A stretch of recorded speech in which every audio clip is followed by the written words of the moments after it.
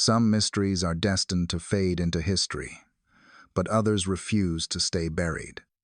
For nearly 2 decades, one disappearance has haunted the global conscience more than any other. Then, in a single moment, the silence was broken not by police, but by a young woman with a smartphone and a terrifying question: what if I am her? She possessed the same rare mark in her right eye. She shared the same shadowy memories. But was she a miraculous survivor, or a victim of her own fractured mind? We are about to dissect every piece of evidence, from the biology of her eyes to the geometry of her feet. If you appreciate in-depth investigative storytelling, please support our work by liking this video and subscribing to the channel right now. Let us begin the search for the truth. In the early months of 2023, the internet witnessed a phenomenon that highlighted the immense and often chaotic power of modern social media.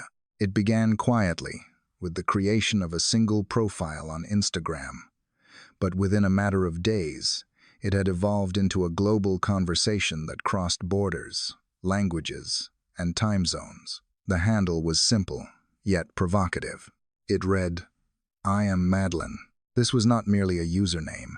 It was a statement that reignited interest in one of the most heavily documented missing person cases of the 21st century. The case in question dates back to 2007, involving a young individual from the United Kingdom who vanished while on holiday with her family in the Algarve region of Portugal. For over a decade and a half, the world had watched, speculated, and hoped for a resolution. The disappearance had become a fixture in the public consciousness, a story that never truly faded from the headlines. Then, seemingly out of nowhere, a young woman from Poland named Julia emerged into the digital spotlight, asserting that she might be the long-lost daughter at the center of this enduring mystery. The growth of the account was unprecedented. Reports indicate that within a span of just 48 hours, the profile amassed over 100,000 followers.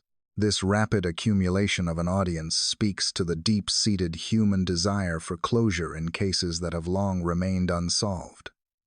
Julia did not initially present hard forensic evidence or official documentation. Instead, she presented a narrative of doubt and intuition. Her bio was contradictory yet compelling. While the username stated a fact, her description noted that she needed help to uncover the truth, asking for a DNA test to confirm her identity.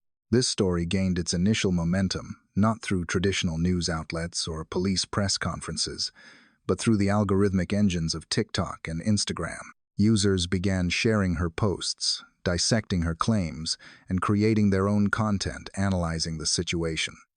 Julia stated that her journey began when she started to question her own reality.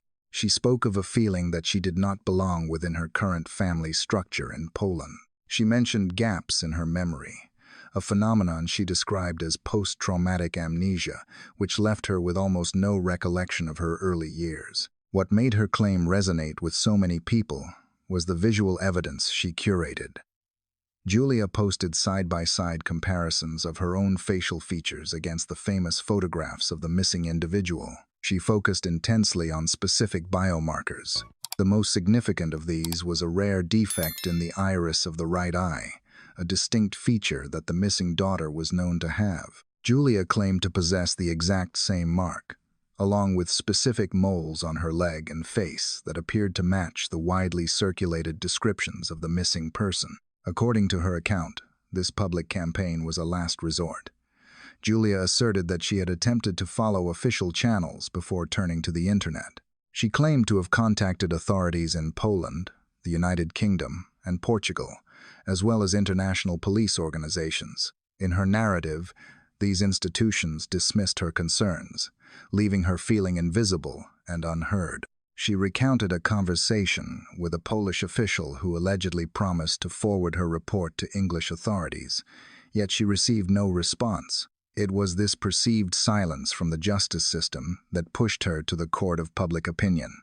The reaction from the online community was immediate and polarized. On one side, there was a surge of support from individuals who felt that any lead, no matter how unlikely, deserved investigation.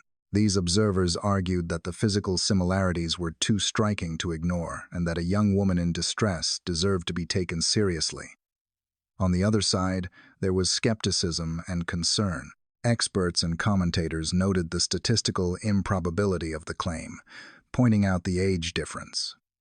Julia was believed to be roughly 21 years old, while the missing individual would have been 19 at the time. However, the viral nature of the story made these logical discrepancies secondary to the emotional impact. The internet loves a mystery, and Julia provided a real-time, unfolding drama that allowed ordinary people to feel like investigators. Every photo she posted was scrutinized. Every sentence she wrote was analyzed for hidden meaning. The situation highlighted a modern reality. When traditional investigations hit a wall, the digital world often attempts to break it down, sometimes recklessly. The emergence of Julia Faustina served as a mirror to society's fascination with true crime. It raised ethical questions about the responsibility of social media platforms in spreading unverified claims that affect real families and real grief. For the parents of the missing individual, who had endured years of false leads and crushed hopes, this viral storm was yet another potential wave of emotional turbulence. As the follower count climbed and the story migrated from social media to mainstream news broadcasts, it became clear that this was no longer just about a young woman in Poland. It was about the collective memory of a global audience that had never forgotten the events of 2007. Julia had tapped into a deep vein of public empathy and curiosity. Whether her claims were rooted in fact or were the result of a psychological misunderstanding, she had succeeded in doing what investigators had struggled to do for years. She had the entire world looking at the same face, asking the same question. The stage was set. The questions were asked. The authorities were now under pressure to respond, not because of new forensic evidence found at a crime scene, but because a young woman with a smartphone had managed to command the attention of millions. The search for identity had begun, and the line between a digital viral moment and a complex real-world investigation was about to blur completely.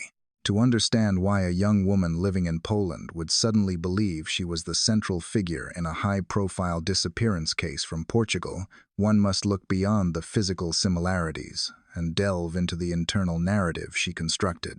Julia presented her story not as a sudden realization, but as the culmination of years of doubt, confusion, and a profound sense of not belonging.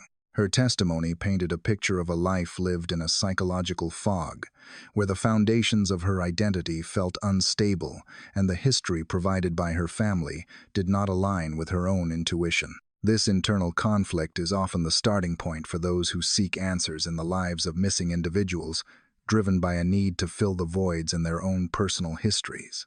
Central to Julia's account was the claim of a significant and troubling gap in her memory. In her public statements and live streams, she frequently referred to a condition she called post-traumatic amnesia.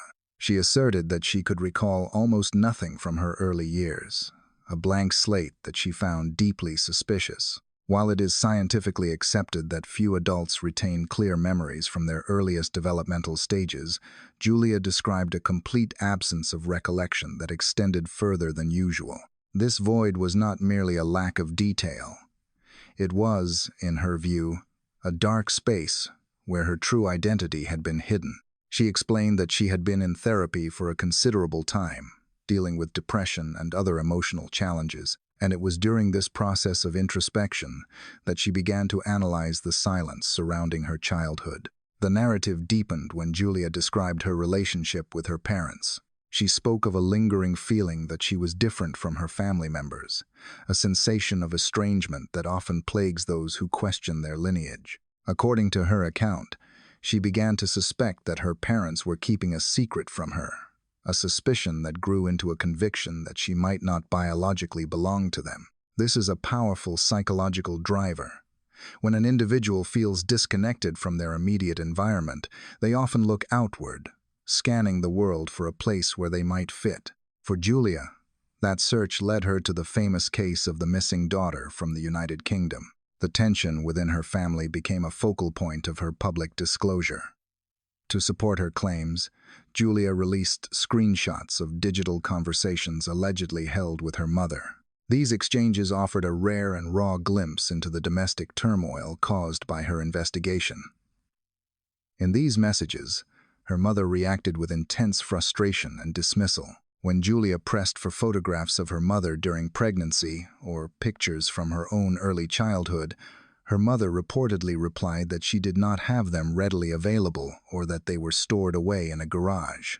To the outside observer, this detail raised questions. It is common for families to display portraits of their offspring proudly in their homes, yet Julia claimed these visual proofs of her history were absent from her daily life. The dispute over documentation was equally contentious. Julia stated that she had never seen her own birth certificate, and that when she attempted to obtain information from the hospital where she was allegedly born, she faced bureaucratic silence or was told the records did not exist. Her mother, in the leaked messages, dismissed these concerns aggressively, stating that she possessed a medical notebook and a hospital note, implying that Julia's demands for a full medical history were unreasonable. Her mother's rhetoric was sharp, accusing Julia of creating a circus for fame and warning her that she was burning bridges with her family that could never be rebuilt. She even threatened to sell the house and move away to escape the situation, characterizing Julia's behavior as cruel and questioning whether someone so hurtful could truly be her blood. From an investigative perspective, these family dynamics add a layer of complexity to the case. A mother's refusal to engage with her daughter's delusions is a natural protective response. Yet the specific refusal to undergo a genetic test to settle the matter fueled further speculation.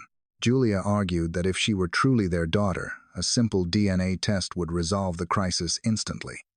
The family's alleged resistance to this test became a cornerstone of Julia's argument. To her, and to the thousands of followers watching online, this refusal was interpreted not as exasperation, but as an attempt to conceal the truth. It was against this backdrop of familial conflict and missing memories that Julia stumbled upon the case of the missing individual from 2007. She recounted how, upon seeing the synthesized sketches and photographs of the missing daughter, she felt an immediate shock of recognition. The gaps in her memory, the missing documents, and the physical traits she observed in the mirror suddenly seemed to coalesce into a coherent theory. She began to believe that the reason she felt like a stranger in her own home was that she had been taken from another. This is a phenomenon known as confirmation bias, where an individual seeking an answer will latch onto information that supports their hypothesis while discarding contradictory evidence. Experts analyzing such cases often point out that trauma can fragment memory, leading the mind to construct alternative narratives to make sense of emotional pain. Julia admitted to a difficult past and referenced a history of mistreatment, suggesting that her brain might have blocked out reality to protect her. However, instead of accepting the void, she filled it with the identity of the most famous missing person in the world. This chapter of her life was defined by a desperate need for validation. She was not merely looking for fame, as her critics suggested. She was looking for a history. She was trying to construct a past where there was none, piecing together fragments of intuition, family conflict, and internet research to build a bridge back to a self she believed she had lost. The tragedy of this phase of the story lies in the breakdown of trust.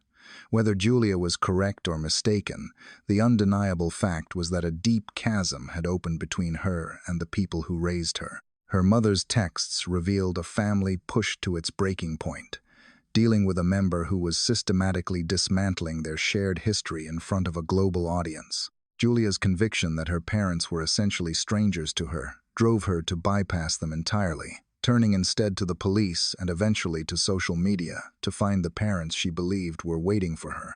The shadows of her past, real or imagined, had become too long to ignore, and she was determined to step out of them, regardless of the cost to her privacy or her family's reputation. This internal struggle for identity set the stage for the external battle over evidence that was about to follow. In the modern era of digital sleuthing, the transition from intuitive feeling to tangible proof often hinges on photographic evidence. For Julia, the move from expressing a psychological doubt about her heritage to presenting a physical case for her identity was a pivotal moment that captured the attention of millions. She understood that a feeling of displacement, no matter how profound, would not be enough to compel authorities to reopen a cold case that had been dormant for years. Consequently, she began to curate and publish a series of visual comparisons that focused on specific biological markers, effectively turning her own body into a piece of evidence for the world to adjudicate. The centerpiece of this physical argument was a distinct and rare ocular feature known as a coloboma. This condition, which manifests as a gap or cleft in the structure of the eye, was the most recognizable trait of the missing individual from the investigation began in 2007. It created a visible dark strip on the iris, bleeding into the pupil, a mark so unique that it had become the primary identifier in the global search. Julia asserted that she possessed this exact same anomaly in her right eye, the same placement as the missing person. She shared close-up photographs attempting to demonstrate that her iris held the same distinctive defect, a claim that immediately galvanized her supporters and demanded the attention of skeptics. However, the presentation of this evidence was not without its complications. While the location of the mark appeared consistent, the visual intensity differed. Julia acknowledged this discrepancy, noting that the defect in her eye seemed to have faded or lowered in intensity compared to the stark prominence seen in the childhood photos of the missing individual. This admission introduced a significant point of contention. Medical experts and ophthalmologists generally classify a coloboma as a permanent congenital defect. According to specialized literature and expert commentary surrounding the case, such a feature does not typically fade or lose its intensity over time. In some instances, it may even become more pronounced or cause further vision issues. To bridge the gap between medical reality and her personal experience, Julia offered a speculative theory.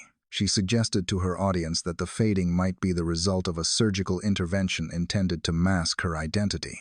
She hypothesized that those responsible for the initial disappearance might have sought to alter her appearance to evade detection, potentially explaining why the mark on her eye was less distinct than expected. While this theory provided a narrative explanation, it invited intense scrutiny regarding the plausibility of performing such a complex and risky cosmetic procedure on the eye of a young person without leaving obvious scarring or medical records. Beyond the eyes, the digital dossier compiled by Julia included a detailed mapping of other dermatological features. She drew attention to specific moles and birthmarks on her body, claiming they aligned perfectly with descriptions circulated by police years prior. Specifically, she pointed to marks on her leg that she believed mirrored those of the missing person.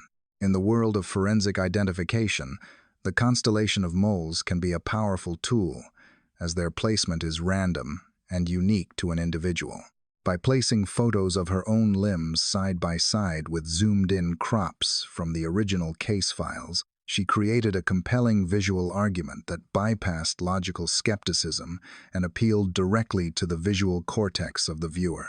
Analysts observing the unfolding phenomenon noted the role of confirmation bias in this process. When thousands of people are asked to look for similarities, the human brain is wired to find them. The internet began to see matches in the curvature of the nose, the shape of the chin, and the spacing of the teeth. Some observers pointed to a specific photograph where Julia, as a young adult, bore a striking resemblance to an age progression sketch created by forensic artists to estimate what the missing individual would look like in her late teens. This particular comparison went viral, as it seemed to validate the work of professional investigators while simultaneously supporting Julia's narrative. Yet, this reliance on visual comparison is fraught with challenges. Facial features, particularly the nose and jawline, undergo significant structural changes during the transition from childhood to adolescence. A nose that appears button-like on a young child can develop a completely different bridge and tip by the time the individual reaches their 20s. Therefore, while the resemblance in certain photos was undeniable, Forensic experts cautioned that comparing a 3-year-old child to a 21-year-old woman based solely on photographs is scientifically unreliable. Lighting, camera angles, and the subtle distortion of phone lenses can easily create false positives or mask distinct differences. The discussion surrounding the physical evidence highlighted a critical divide in the consumption of the story. To the layperson scrolling through social media, the visual echoes were startling and persuasive. The eye, the smile, the moles all seemed to tell a consistent story. To the scientific community and those familiar with the permanence of conditions like coloboma, the evidence was inconclusive at best and contradictory at worst. The suggestion that a permanent eye defect had faded was medically unsound, yet the visual similarity was enough to keep the conversation alive. Ultimately, this chapter of the saga demonstrated the limitations of internet investigation. A photograph can start a conversation, but it cannot conclude one. Julia's presentation of her physical traits was a cry for validation, a demand that the world look at her and see the person who had been lost. It forced a global audience to confront the reality that while two people can look remarkably alike, the biological truth is often found not in the mirror, but in the unchangeable code of genetics. The physical imprint was compelling, but it was merely the surface of a much deeper and more complex mystery that was yet to be unraveled. In the complex landscape of cold cases, physical evidence often takes precedence. Yet it is the fragility of human memory that frequently captures the public imagination. Having presented her physical biomarkers to the world, Julia moved her narrative inward, focusing on the few, scattered images she claimed had survived the erasure of her early history. She described these not as continuous events, but as flashes of sensory experience, a phenomenon often observed in individuals who have experienced significant disruption in their developmental years. Among these fragmented recollections, one specific visual stood out, serving as a potential geographical anchor that linked her life in Poland to the southern coast of Portugal. Julia described a recurring memory of a place that felt distinct from her childhood home in Eastern Europe. She recounted seeing light-colored buildings, specifically referring to white apartments or housing structures. In her description, these buildings were situated near a bay or a body of water, bathed in a quality of sunlight that suggested a warmer, more southern climate than the one she grew up in. To the casual observer, this description might seem generic, but in the context of the disappearance from 2007, it carried a heavy weight. The resort in the Algarve where the young individual vanished is architecturally defined by its whitewashed apartments and proximity to the ocean, a visual signature that has been broadcast on news channels for nearly 2 decades. However, the most specific and debated detail of Julia's recollection was biological rather than architectural. She claimed to possess a distinct memory of seeing small turtles. In her account, she specified that these were baby turtles and that she remembered them appearing during a specific time of year, roughly between May and June. This detail was pivotal for 2 reasons. First, the timeline of the disappearance coincides with the beginning of May. Second, the southern region of Portugal is a known habitat where such fauna can be found, and local conservation efforts often highlight the hatching seasons. By connecting a specific animal to a specific month and location, Julia provided a detail that felt too precise to be a mere fabrication of a confused mind. Yet, this precision was also the source of intense skepticism among investigators and online analysts. The counter-argument presented by critics was grounded in the accessibility of information in the digital age. The details Julia provided, the white buildings, the layout of the resort, and even the presence of local wildlife, are matters of public record. A simple internet search regarding the location of the disappearance yields millions of results, including travel guides, crime scene photographs, and documentaries that vividly depict the setting. Skeptics argued that this could be a textbook example of source monitoring error, a memory distortion where an individual mistakes information they have learned from external sources, such as Google or television, for a personal, autobiographical memory.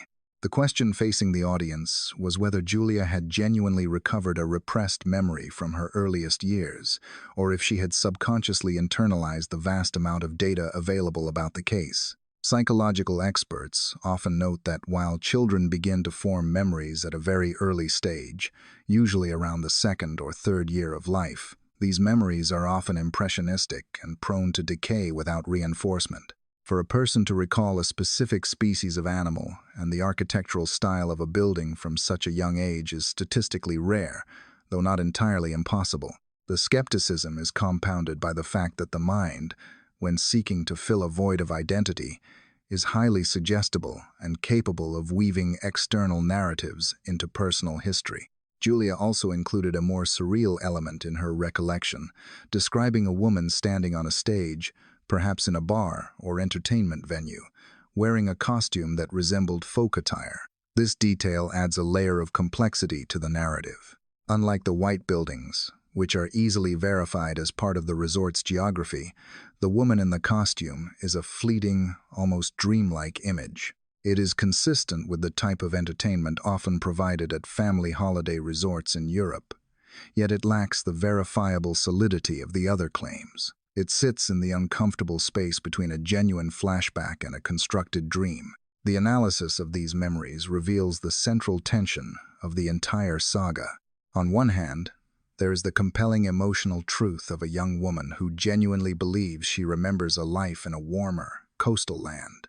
On the other hand, there is the cold reality of the information age, where no memory is truly safe from the contamination of public knowledge. Julia's recollection of the turtles in the white apartments served to strengthen her conviction, convincing her that she was on the right path. However, for the objective observer, these fragments of the coast were insufficient to prove her identity. They proved only that she knew the details of the case intimately, leaving the ultimate question unanswered. Was she remembering the past, or was she remembering the research? As the story traveled across the globe, these memories became Rorschach tests for the audience. Those who wanted to believe saw the turtles as the smoking gun, a detail a child would remember when they forgot everything else. Those who doubted saw them as evidence of a narrative constructed from the top results of a search engine.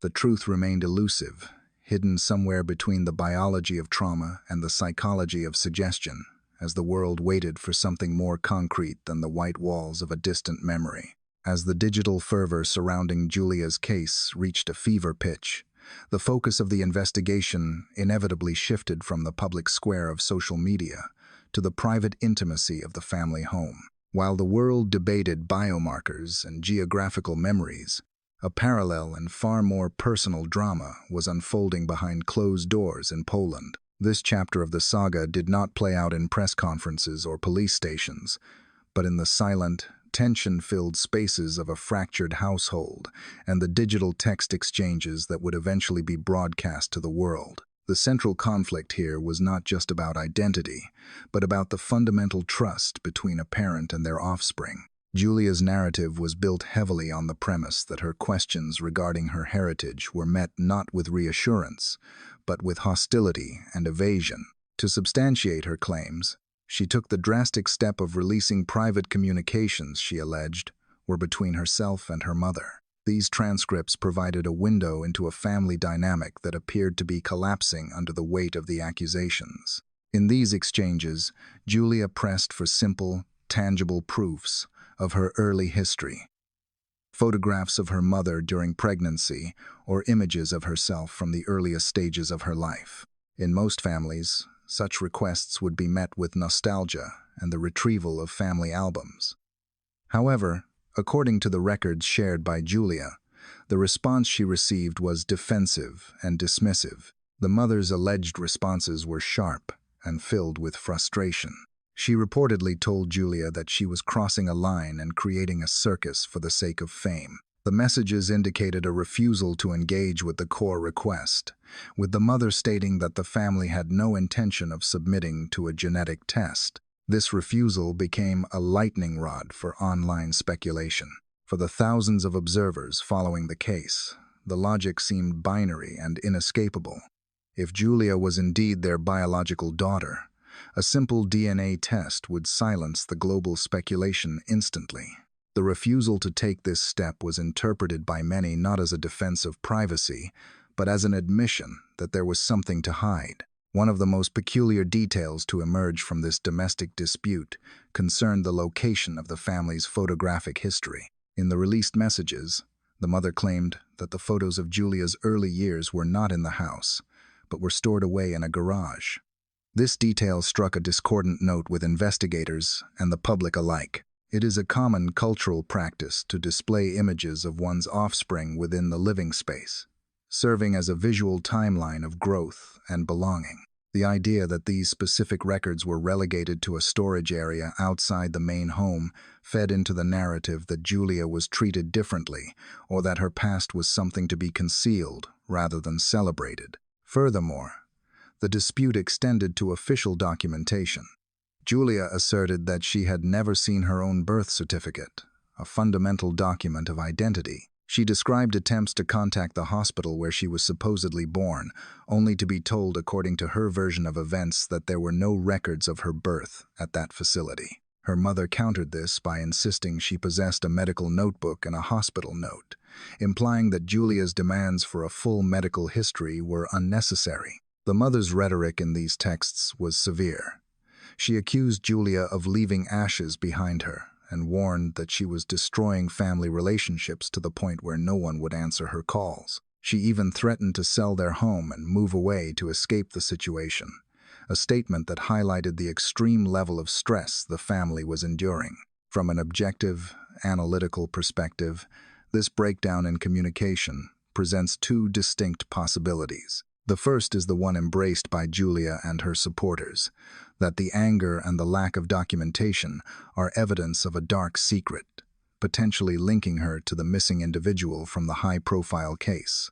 The missing photos and the refusal to test suggest a fear of what might be revealed. However, a second, more psychological interpretation must also be considered. It is possible that the mother's reaction was that of a parent dealing with a family member experiencing a severe mental health crisis. The accusation that Julia was seeking fame and the refusal to indulge her delusions with a test could be seen as an attempt to set boundaries rather than an attempt to cover up a crime.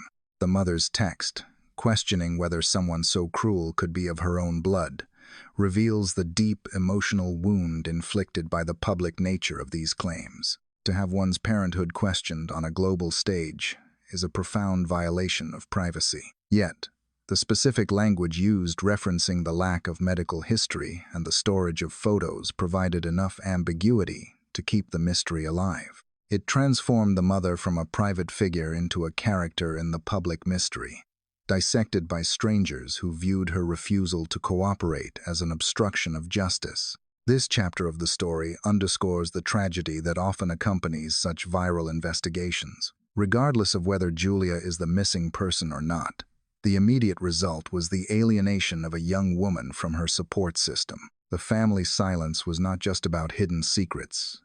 It was the sound of a relationship severing.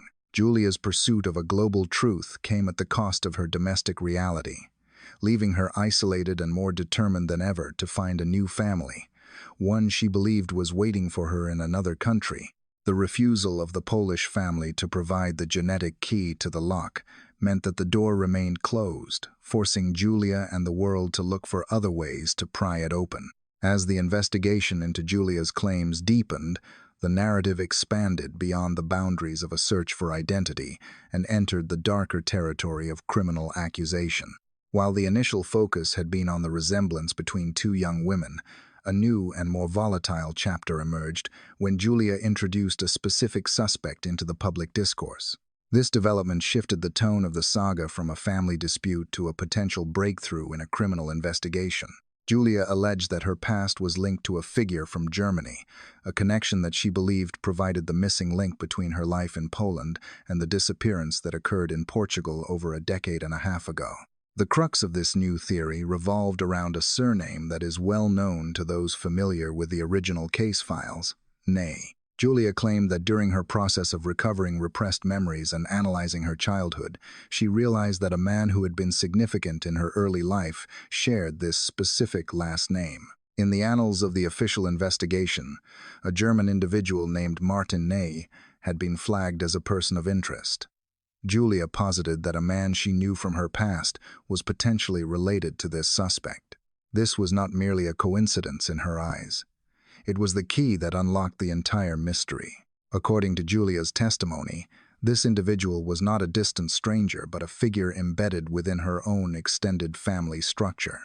She claimed that this individual was a family acquaintance residing in Poland. This revelation added a disturbing layer of domestic proximity to the accusations. It suggested that if Julia was indeed the missing person, she had been hidden in plain sight, raised within the family of the very people she believed were involved in her abduction.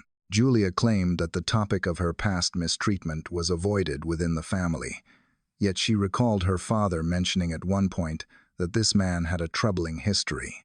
The narrative reached a critical point of tension when Julia decided to confront this individual directly.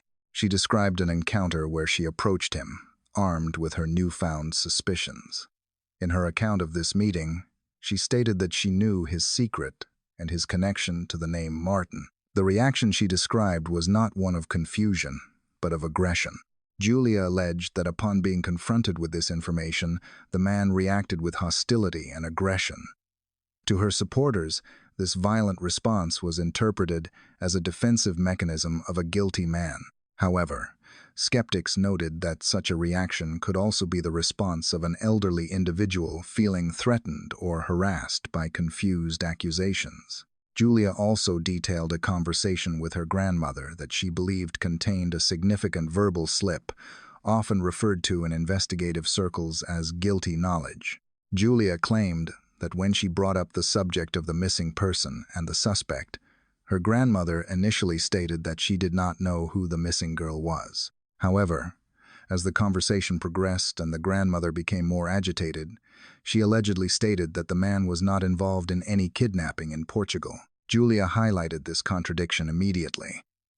If her grandmother did not know who the girl was or the details of the case, how could she know the specific country where the disappearance took place? This specific detail, the mention of Portugal by a person claiming ignorance, became a focal point for online analysis.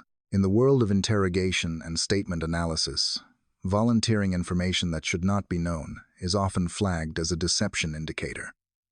However, an alternative explanation exists. Given the global fame of the case, it is entirely possible that the grandmother, like millions of others, had absorbed the basic facts of the disappearance through media osmosis over the years, even if she claimed not to follow the story.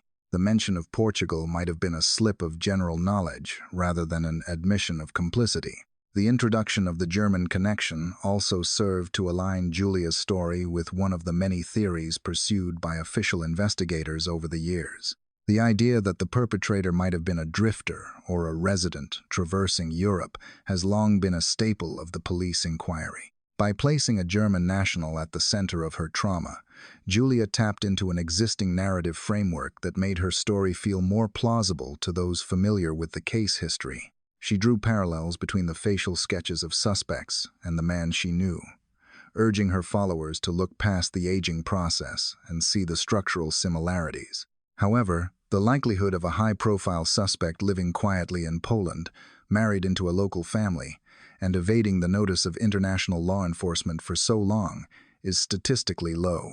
Experts in criminology often warn against the practice of fitting a personal abuser into the mold of a famous public enemy. It is a known psychological phenomenon for survivors of early mistreatment to project the face of their abuser onto notorious figures, seeking to externalize and validate the magnitude of their own suffering.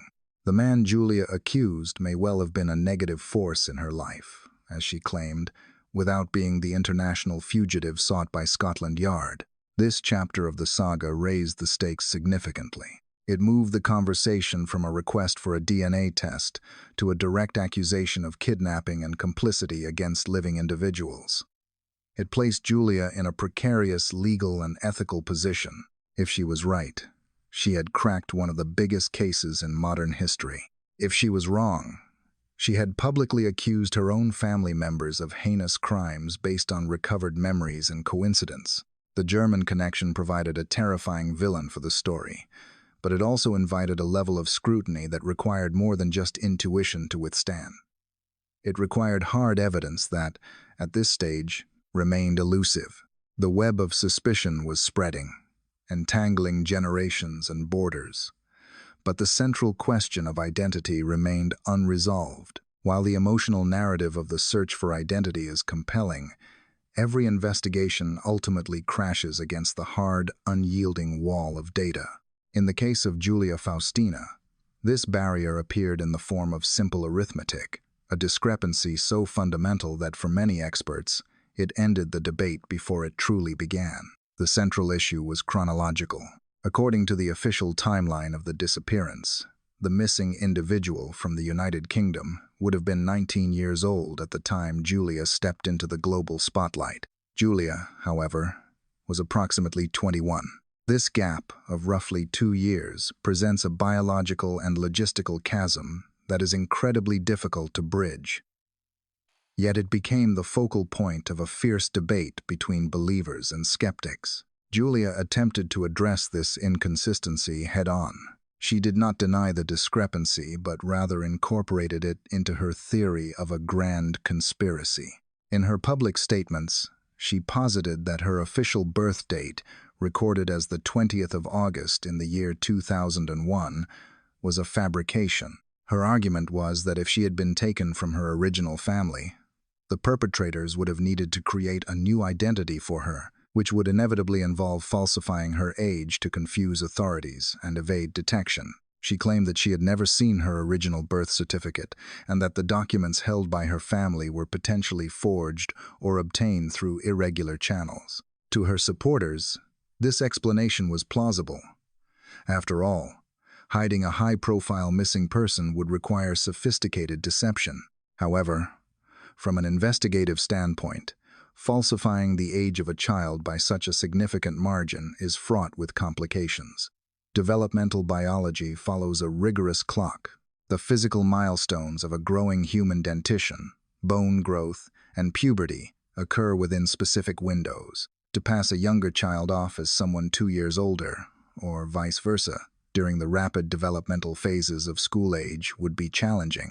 Teachers, doctors, and peers would likely notice if a child was significantly behind or ahead of their documented age group in terms of physical and cognitive maturity. Critics argued that for Julia's theory to hold, an entire network of medical and educational professionals in Poland would have had to be complicit or remarkably unobservant for nearly 2 decades. Beyond the calendar, the scrutiny turned to the geometry of the face. In the era of high-definition screens, thousands of amateur sleuths engaged in forensic facial comparison, overlaying images of the missing individual's face onto Julia's. While they found similarities in the spacing of the eyes and the smile, experts in dysmorphology and forensic anthropology cautioned against these conclusions. The primary obstacle is the transformation of the human face during adolescence. The nose, in particular, is a feature that undergoes significant structural change.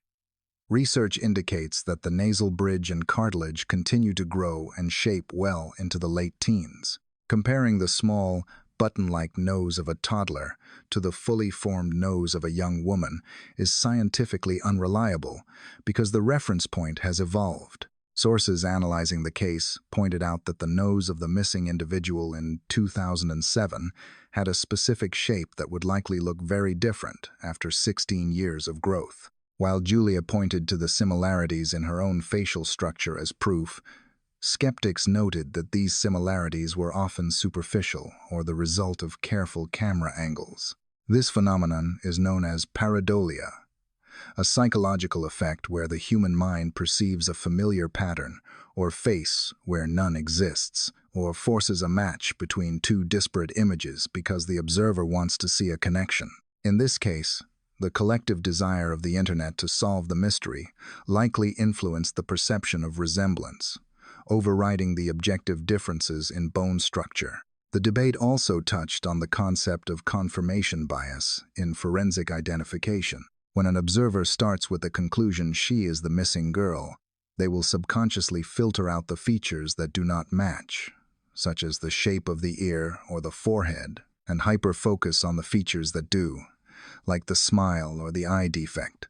Experts warned that this selective vision was driving the viral narrative. They emphasized that while Julia bore a resemblance to the age progression sketches released by police, these sketches are merely artistic estimates, not photographs of the future. A resemblance to a sketch is far less significant than a mismatch in biological age. Furthermore, the logistical implications of the age difference cannot be overstated.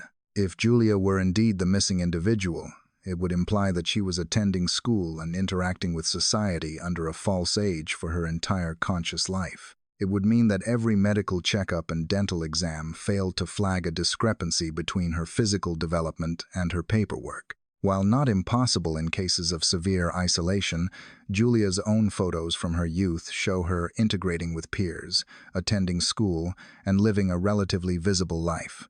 This visibility makes the theory of a concealed identity much harder to sustain against the scrutiny of logic. Ultimately, this chapter of the investigation highlighted the tension between hope and reality.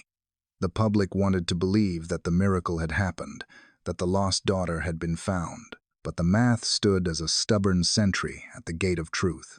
The 2-year gap was not just a number. It represented a timeline that did not align. While Julia's conviction was powerful enough to bend the narrative on social media, it struggled to bend the rigid laws of time and biology. The mathematical impossibility remained the strongest evidence against her claim, a silent fact that persisted even as the emotional storm raged on. In the intricate world of forensic identification, investigators often look for biomarkers that remain consistent over time, features that are less susceptible to the transformative effects of aging than the face. While the internet fixated on eyes and smiles, a more obscure but scientifically significant avenue of inquiry opened up, focusing on the anatomy of the lower limbs. This chapter of the investigation moved away from the subjective interpretation of facial features and grounded itself in the rigid discipline of forensic podiatry, relying on a specific study titled The Handbook of Footwear Materials produced by experts from Germany and Sweden in 2013. The premise of this analysis was rooted in developmental biology. According to the research cited by analysts following the case, the fundamental shape of the human foot is largely determined by the 3rd year of life. By this early stage, the skeletal structure and the alignment of the toes have settled into a pattern that will define the individual's physiology into adulthood. The study posits that while the foot obviously grows in size, its essential form, the relative length of the toes and the arch, does not undergo drastic morphological changes until the individual reaches their senior years, when elasticity might be lost. This biological fact provided a stable baseline for comparison, one that could theoretically bypass the complications of the age gap between Julia and the missing individual. The opportunity to apply this science arose from the content Julia herself provided. During one of her live streams on Instagram, the camera captured a clear view of her foot, offering a rare chance for a direct anatomical comparison. Amateur sleuths and observers immediately seized upon this footage, seeking to compare it against the limited photographic records of the missing individual. Although high-quality images of the missing child's feet were scarce, there was one specific reference image where the shape was discernible. The analysis focused on the alignment of the toes. In the reference image of the missing individual, the foot appeared to have a distinct, straight, vertical shape. This means that the toes, from the great toe downwards, followed a relatively linear, descending progression. This specific configuration is a key identifier in podiatry. When observers compared this to the footage from Julia's live stream, they noted a discrepancy. The structure of Julia's foot did not appear to match the straight alignment observed in the child's photo. Instead, visual analysis suggested a variation in the shape that was inconsistent with the biological expectation that the foot shape would remain constant from childhood. This finding presented a formidable challenge to Julia's narrative. If the missing individual was already in her third or fourth year of life when she disappeared, her foot shape would have been fully formed according to the German and Swedish study. Therefore, regardless of whether Julia was 19 or 21 years old in the present day, the fundamental geometry of her foot should have mirrored that of the missing child. The lack of a match suggested a biological divergence that could not be explained away by the passage of time or the rigors of growing up. The introduction of forensic podiatry into the public discourse added a layer of objective scrutiny that had been missing from the emotional debates about memories and feelings. It served as a reminder that identity is written in the bone structure as much as it is in the mind. While facial features can be distorted by camera angles, lighting, and expressions, the architecture of the foot is a more static piece of evidence. The mismatch observed by the public, backed by the principles of the Handbook of Footwear Materials, cast a long shadow of doubt over the claims. For the audience, this chapter represented a pivot from the what-if of the mystery to the what-is of anatomy. It highlighted the danger of relying solely on superficial resemblances. A person might share a similar eye defect or a similar smile, but the subtle, unchangeable details of their physiology can tell a completely different story. The forensic of feet provided a quiet, scientific counter-argument to the viral noise, suggesting that while Julia might genuinely believe in her new identity, the silent testimony of her own body was signaling a different truth.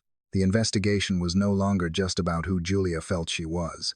It was about whether she could physically be the person she claimed to be, and the evidence from the ground up was suggesting that she could not.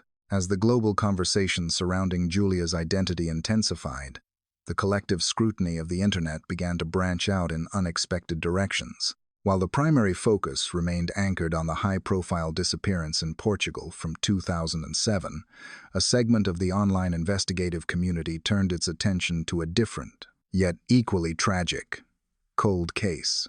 This alternative theory posited that if Julia was not the missing individual from the United Kingdom, she might be another lost daughter, one whose story had haunted Germany for years. This line of inquiry introduced the name Inga Gericke into the narrative, shifting the geographical focus from the beaches of the Algarve to the forests of Saxony-Anhalt. The case of Inga Gericke is often referred to by European media as the German counterpart to the British investigation, a label derived from the striking similarities in the circumstances and the appearance of the missing individual. Inga vanished in May of 2015 during a family excursion to a remote property located approximately 50 miles from Berlin. The setting was a private gathering, a barbecue held at the home of friends near a wooded area.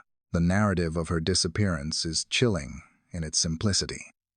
According to reports, the young individual left the group near the grill to fetch water or wood from the main house. The journey required her to cross a small patch of forest that separated the outdoor seating area from the building. She entered the trees and was never seen again. Observers were quick to point out a disturbing temporal coincidence that linked the two cases. The British individual disappeared on the 3rd of May in 2007, while Inga vanished on the 2nd of May in 2015. The events occurred almost exactly 8 years apart, down to the day. This eerie synchronization, combined with the fact that both individuals were fair-haired and from families of similar socioeconomic standing, led the press to draw immediate parallels. For the online community searching for answers regarding Julia, this connection seemed like a plausible alternative. Perhaps, they argued, Julia's recovered memories of trauma and confusion were real, but she had simply misidentified which missing person she was. However, just as with the Portuguese theory, the hypothesis linking Julia to Inga faced significant logical and chronological hurdles. The primary issue, once again, was the timeline of development. Inga disappeared in 2015, meaning that in the present day, she would be significantly younger than Julia appears to be. Current estimates place Inga's age at roughly 12 or 13 years old, whereas Julia is a young adult in her early 20s. This discrepancy is vast and physically obvious, far more so than the 2-year gap in the British case. The developmental difference between a 12-year-old and a 21-year-old is biologically undeniable, making it virtually impossible for Julia to be Inga.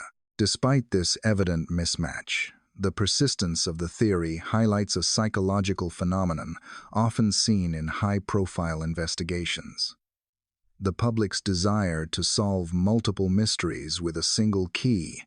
The Internet, in its attempt to help, often conflates distinct tragedies, hoping that one miracle might resolve two sorrows. Julia herself addressed these speculations, stating clearly that she did not see a resemblance to Inga, and that the age difference made the theory untenable. She rejected the notion that she was the missing individual from the German forest, maintaining her focus on the case from Portugal. The introduction of Inga's story into Julia's saga served a crucial purpose in the broader narrative. It reminded the audience that the world is full of unsolved disappearances, each leaving behind a grieving family and an unanswered question. By referencing the German Madeleine, the commentary broadened the scope of the tragedy, acknowledging that while the British case captured the most headlines, it was not an isolated incident. The mention of Inga also brought to light the recurring patterns in these investigations. The suspicion often cast upon the parents, the massive but fruitless searches, and the lingering hope that defies the passage of time. Analysts noted that the association with Inga might also be a result of the German connection Julia had previously established in her story. Since she had accused a man with ties to Germany of being involved in her past, the leap to a German missing person case was a natural, albeit incorrect, deduction for Internet sleuths to make. It demonstrated how information can be cross-pollinated in the digital age, creating hybrid theories that mix facts from unrelated events. Ultimately, the chapter on Inga Gericke concluded with a return to the central theme, the search for belonging. Even if the timeline proved that Julia could not be Inga, the mere existence of the debate underscored the depth of Julia's identity crisis. She was a young woman standing in the spotlight, being compared to ghosts from across the continent, trying to find a face that matched her own. While the Inga theory was quickly debunked by the rigor of dates and biology, it added another layer of melancholy to the proceedings. It was a reminder that for every viral sensation, there are real families waiting for news and real individuals who vanished into the woods, leaving behind nothing but silence and speculation. The focus returned to Julia, who remained in limbo, suspended between who she was told she was and who she believed she might be. As the narrative expanded across the digital landscape, the story of Julia Faustina ceased to be a simple plea for help and transformed into a polarized global debate. The account I Am Madeleine experienced a meteoric rise, accumulating more than 100,000 followers within the span of 48 hours and eventually surpassing 115,000 followers. However, this massive visibility brought with it a tidal wave of scrutiny and hostility. In the court of public opinion, the presumption of innocence is often discarded, and Julia quickly found herself the target of intense skepticism and character analysis. A significant portion of this backlash originated from her home country of Poland. Internet investigators, digging into her digital footprint, located a private Facebook profile that predated her claims of being the missing individual. These findings fueled a cynical narrative regarding her motivations. It was revealed that Julia had previously shared content related to singing and had allegedly expressed interest in opening an account on subscription-based modeling platforms often associated with adult content. Critics seized upon this information, arguing that her sudden emergence as the central figure in a world-famous mystery was a calculated strategy to garner international fame and launch a career in the entertainment or modeling industries. This skepticism created a hostile environment where every action Julia took was viewed through a lens of suspicion. Many observers questioned whether a person genuinely seeking their identity would manage their public relations in such a viral manner. The accusation suggested that she was not a lost individual, but rather someone capitalizing on a tragedy to generate revenue and followers. Julia, however, staunchly defended her position. She maintained that her actions were not driven by a desire for fame, but by a desperate need to resolve the doubts surrounding her past. She even stated that she would delete her social media presence entirely once she established contact with the parents of the missing individual. From a sociological perspective, the reaction to Julia highlights the double-edged sword of modern connectivity. While social media provided her with a platform to bypass the gatekeepers of law enforcement who she felt were ignoring her, it also exposed her to the raw and often cruel judgment of the masses. The debate shifted from the facts of the case to the character of the claimant, with thousands of strangers debating whether she was a manipulator or a victim of her own confusion. This chapter of the saga serves as a case study in how quickly public sympathy can turn to cynicism when the purity of a victim's intent is called into question. Beyond the accusations of fame-seeking, a more compassionate but equally complex theory emerged to explain Julia's conviction. Psychological experts and commentators began to discuss the concept of conceptual conservatism. This psychological phenomenon occurs when an individual adopts a belief system so strongly that they maintain it even when presented with contradictory evidence. This theory suggests that Julia might not be lying in the malicious sense, but rather that she has fully integrated this new identity into her reality as a coping mechanism for her personal trauma. To illustrate this, analysts pointed to the historical case of the Zodiac Killer. In that instance, a man wrote a book claiming to be the son of the infamous criminal. A documentary on the subject later revealed forensic evidence that proved with absolute certainty that he could not be related to the killer. Despite this irrefutable proof, the man continued to believe he was the son, demonstrating how powerful the mind's narrative can be. This state of mind, known as conceptual conservatism, implies that even if a DNA test were to return a negative result, Julia might still struggle to accept that she is not the missing individual. This psychological angle aligns with Julia's own admissions regarding her mental health.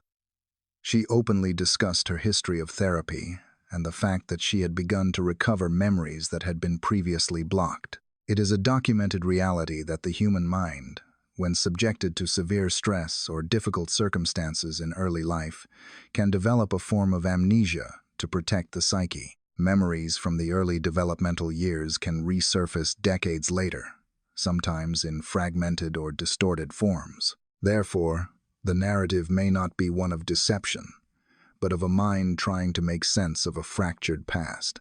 If Julia truly believes she is the missing individual, then her actions, the Instagram posts, the confrontations with her family, the pleas for a test are not stunts, but the desperate attempts of a person trying to align their internal reality with the external world. This perspective invites the audience to view her not with anger, but with empathy, recognizing that the human need for identity can sometimes override the cold logic of facts. The enduring power of this case lies in the unresolved grief of the parents who lost their daughter in 2007. For over a decade and a half, they have lived in a state of suspended animation, waiting for an answer that never comes. The emergence of Julia represented yet another potential breakthrough in a long line of false leads. Observers noted the boy who cried wolf effect, after so many individuals have come forward claiming to be the missing daughter, only to be proven wrong. The emotional toll on the family is unimaginable. Julia stated that she had attempted to contact the official team investigating the case, known as Operation Grange, but was told that the investigation was nearing its conclusion. This detail adds a layer of urgency to her quest. If the official channels were closing down, she likely felt that a public appeal was her only remaining option. She questioned whether the investigators were simply exhausted by the years of dead ends, or if they genuinely believed the case was unsolvable. The silence from the parents of the missing individual during this viral storm was deafening but understandable. Legal and public relations experts often advise families in such positions to refrain from engaging with unverified claims to protect themselves from further emotional damage. However, for Julia, this silence was interpreted as a hurdle to be overcome. She believed that if she could just reach them, if she could just present her case, they would see the resemblance that she saw in the mirror. This chapter underscores the tragedy of cold cases, the chasm between the desperate hope of the searchers and the protective caution of the survivors. Ultimately, the resolution of this entire saga rested on a single scientific tool, the DNA test. Throughout her campaign, Julia's primary demand was for a genetic comparison. She expressed a willingness to undergo testing with a specialized organization for missing persons in Poland. Her goal was to compare her genetic markers with those of the missing individual's parents. To her, this was the only way to bypass the skepticism of the internet and the resistance of her own family. The refusal of her family in Poland to participate in a genetic test became a central pillar of the mystery. In the text messages Julia shared, her mother explicitly stated that the family would not submit to a DNA test, claiming it was unnecessary. For investigative observers, this refusal was perplexing. If Julia was indeed their biological daughter, a simple commercial ancestry test could have proven her heritage immediately. If the test showed she was 100% Eastern European, it would scientifically rule out the possibility of her being the missing British individual. The fact that this simple step was not taken fueled the conspiracy theories. Julia argued that her family's resistance was suspicious, suggesting they were afraid of what the results might reveal. She speculated that even if she was not the famous missing person, the test might reveal that she was adopted or that her origins were not what she had been told. The DNA question transformed the story from a missing person case into a battle for biological truth. It highlighted that in the modern age, identity is no longer just a story told by parents. It is a sequence of data waiting to be decoded. As the world waited for the inevitable conclusion of the DNA saga, a more profound question emerged. What happens if she is wrong? If the test proves that Julia is not the missing individual from the Algarve, she is still left with the trauma and confusion that started this journey. The tragedy of the situation is that Julia clearly feels a deep disconnect from her current life. Whether she is the victim of a high-profile abduction or a young woman suffering from a severe identity crisis, her pain is authentic. Commentators noted that even if the specific claim regarding the British case is incorrect, Julia deserves to know the truth of her own life. If she is indeed another missing child, perhaps someone like Inga Gericke or another unidentified individual, she is entitled to that knowledge. The search for the German Madeleine or the Polish Madeleine is, at its core, a human being searching for a beginning. This chapter of the story is about the value of the individual. The viral storm often reduced Julia to a caricature or a clue, but she is a person with a history, however fragmented it may be. The discussion shifted to the importance of mental health support and the need for compassion. If the results come back negative, the world will likely move on to the next headline. But Julia will still have to live with the aftermath of her global exposure. The true resolution might not be finding out she is someone famous, but accepting who she actually is. In the final analysis, the story of Julia Faustina serves as a complex reflection of our collective obsession with unresolved mysteries. We looked at the evidence, the defect in the eye which she claimed had faded, the memories of the white buildings and turtles, and the striking, albeit contested, physical resemblances. We weighed these against the hard science, the age discrepancy of 2 years, the immutability of foot shape, and the statistical unlikelihood of the timeline. Whether Julia is suffering from conceptual conservatism, genuinely believing a false reality, or whether she has stumbled upon a truth that no one else can see, remains a topic of fierce debate. The story challenged us to look at how we consume tragedy and how social media can amplify both hope and delusion. It reminded us that behind every missing poster is a story that refuses to end and a human need for closure that is powerful enough to rewrite one's own history. As we close this file, the question remains: is this a case of a miraculous discovery, a misunderstanding born of trauma, or something else entirely? The comments section below will surely continue the debate, as everyone has their own theory on who Julia really is. Thank you for joining me on this deep dive into one of the most intriguing and controversial stories of recent years. This case reminds us that the search for truth is rarely a straight line, and that identity is the most personal mystery of all. I look forward to hearing your thoughts and theories in the comments section. Until we meet again for the next story, stay curious and stay observant.